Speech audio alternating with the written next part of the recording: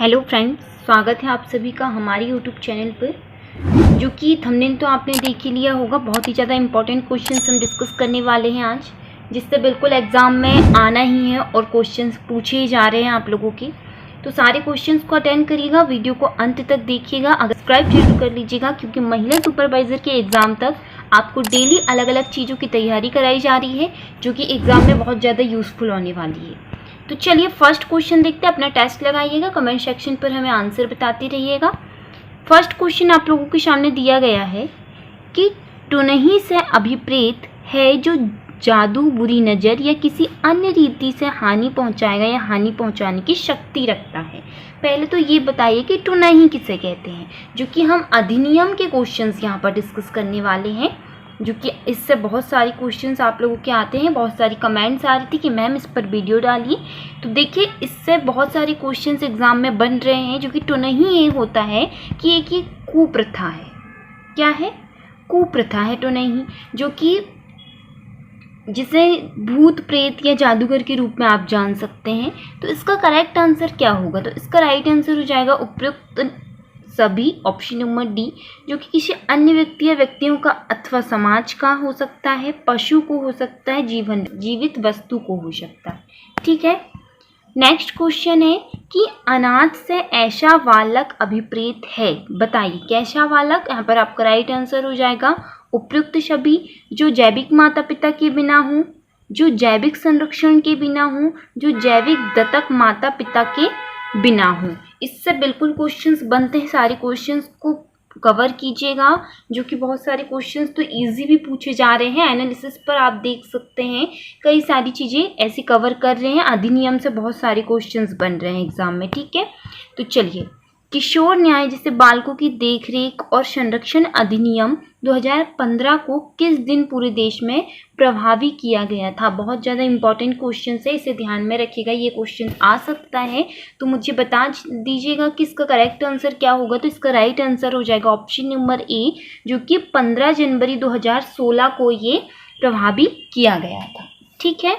Next question आप लोगों के सामने पूछा गया है कि भारत में पहला किशोर न्यायालय बोर्ड कहाँ स्थापित किया गया? कहाँ स्थापित किया गया था? ये भी इम्पॉर्टेंट क्वेश्चन है। आप लोगों के सामने ऑप्शन दिए गए हैं, यहाँ पर आपका करेक्ट आंसर हो जाएगा, जो कि मुंबई में 1927 में किया गया था।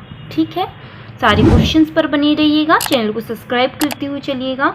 बाल विवाह प्रतिषेध अधिनियम 2006 के द्वारा निश्चित किया गया था। क्या किया गया था? आप ऑप्शन देख लीजिएगा, आपका करेक्ट आंसर हो जाएगा बाल विवाह अवरोध अधिनियम 1929। ठीक है। जो कि बाल विवाह क्या होता है? जो कि 18 वर्ष से कम की उम्र में जो विवाह किया जाता है उसे बाल विवाह कहा जाता है।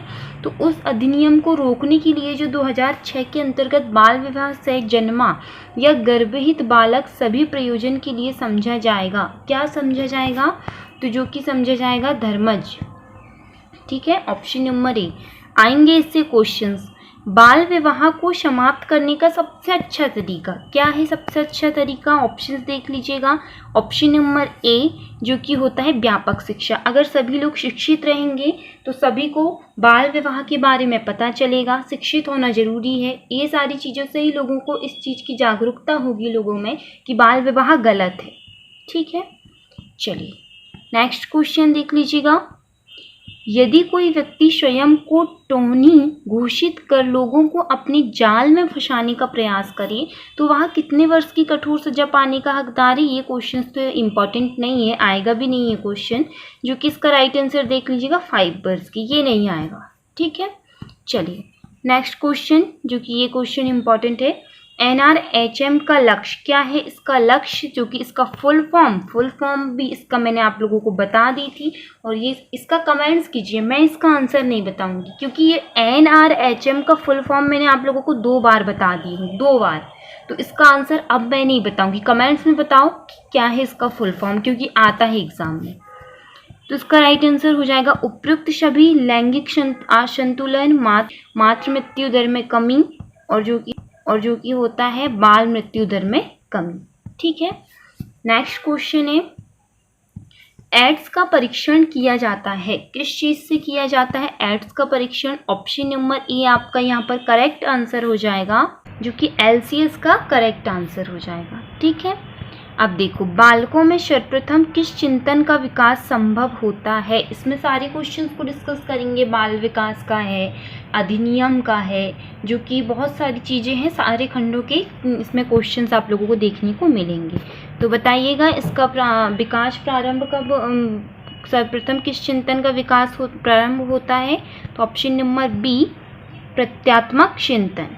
ठीक है, चलिए नेक्स्ट है कि बाल श्रम अधिनियम के तहत किस उम्र तक के बच्चों को किसी भी काम में लगाने से प्रतिबंधित किया गया है? तो ये तो आप लोगों को सभी को पता होगा कि जो कि होता है 14 वर्ष। ठीक है, नेक्स्ट देख लीजिए, अधिनियम से तो क्वेश्चंस बहुत सारे बन रहे हैं, बार बार बोल रही हूँ सारे क्वेश्चंस को अटेंड करना। हम शिक्षा के द्वारा बालक का कुछ विकास कर सकते हैं, बहुत अधिक नहीं। थॉमसन का यह कथन संबंधित है, किस चीज़ से संबंधित है? जो कि थॉमसन ने क्या कहे हैं, हम शिक्षा के द्वारा बालक का कुछ विकास कर सकते हैं। कुछ मतलब थोड़ा विकास कर सकते हैं, पूरा विकास करना संभव नहीं। थॉमसन का यह कथन संबंधित है, तो ये संबंधित है वंशानुक्रम से, जो कि वंशानुक्रम जो पीढ़ी दर पीढ़ी होती है, हम उसे वंशानुक्रम कहते हैं, तो उससे ये चीज़ें संबंधित है। ठीक है, नेक्स्ट है कि राष्ट्रीय महिला आयोग के वर्तमान अध्यक्ष कौन है? तो ये इंपॉर्टेंट क्वेश्चन है, ये क्वेश्चन बहुत बार पूछा जाता है। तो इसके जो अध्यक्ष हैं वो है Rekha Sharma. Option number A आपका करेक्ट आंसर हो जाएगा। नेक्स्ट देखिएगा कि राष्ट्रीय महिला कोष की स्थापना कब की गई थी? बहुत ज़्यादा मोस्ट इम्पॉर्टेंट क्वेश्चन है ये भी। कब की गई थी इसकी स्थापना? याद रखिएगा, इसकी स्थापना की गई थी मार्च 1992 में। ठीक है, 1992 में। नेक्स्ट देख लीजिएगा कि किशोरावस्था में संरक्षण की आवश्यकता किस क्षेत्र में होती है? तो किस क्षेत्र में होती है?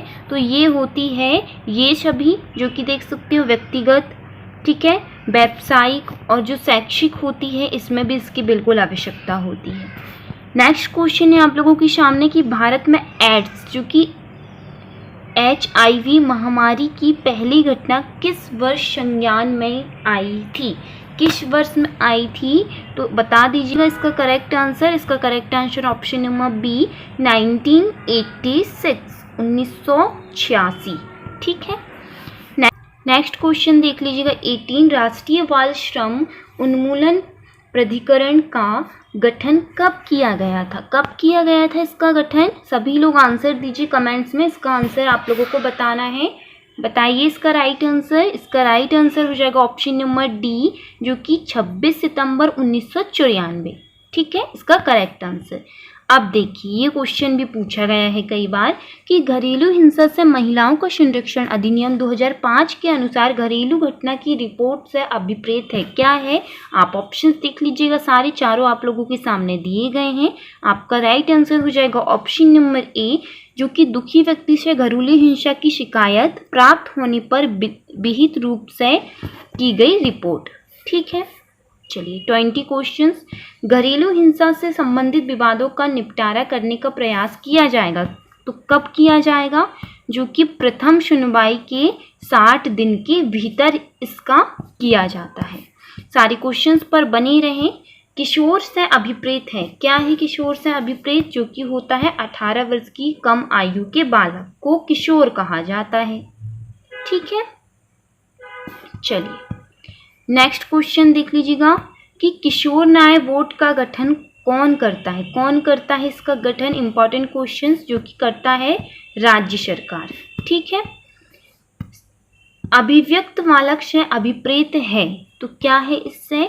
तो ऑप्शन नंबर सी उपयुक्त ए और बी, जिससे माता पिता ने त्याग दिया हो, जिसे माता पिता या संरक्षण समिति को त्याग दिया हो।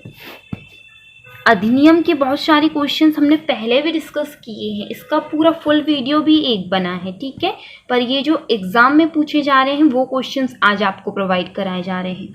किशोर न्याय बोर्ड को निम्न में से किसकी शक्ति प्राप्त है? किसकी शक्ति प्राप्त है? तो उससे है जो कि होता है, आप देख सकते हैं, प्रथम श्रेणी न्यायिक मजिस्ट्रेट की। ठीक है, उसके बाद मेट्रोपॉलिटन मजिस्ट्रेट की। याद रखिएगा ये क्वेश्चन को। 25 बाल विकास प्रतिषेध अधिनियम 2006 के अंतर्गत अनुतोष प्रदान करने के प्रयोजन के लिए अर्जी की जानी चाहिए।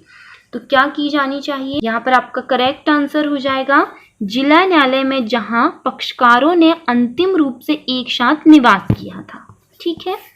26 बाल विवाह प्रतिषेध अधिनियम 2006 के अंतर्गत दंडनीय अपराध होगा। यहाँ ऑप्शन से कौन सा होगा दंडनीय अपराध? जो कि आशंगेय और अजमानती है। ठीक है। नेक्स्ट क्वेश्चन है कि निम्न में से कौन बाल विवाह को शून्यकरणीय घोषित कर सकता है? कौन कर सकता है भाई? तो जो कि हो जाएगा AV में जो भी विवाह समय वाला था। ठीक। नेक्स्ट, धारा 13 के अधीन न्यायालय आदेश दे सकता है तो किस चीज का? तो जो कि हो जाएगा ऑप्शन नंबर डी, बाल विवाह प्रतिषेध अधिकारी के आवेदन पर किसी व्यक्ति के प्रतिवाद पर स्वप्रेरणा से। ठीक है। नेक्स्ट लास्ट क्वेश्चन देखिएगा कि घरेलू हिंसा अधिनियम 2005 के अंतर्गत किया गया कोई आदेश वंदनीय होगा? बताइए। जो कि हो जाएगा आपका समस्त भारत में। ठीक है। सो ये रहे आपके इंपॉर्टेंट क्वेश्चन जो कि हमने डिस्कस किया। अगर आपको वीडियो पसंद आया हो तो हमें सब्सक्राइब कर लीजिएगा, लाइक कर दीजिएगा, कमेंट कर दीजिएगा। Thank you.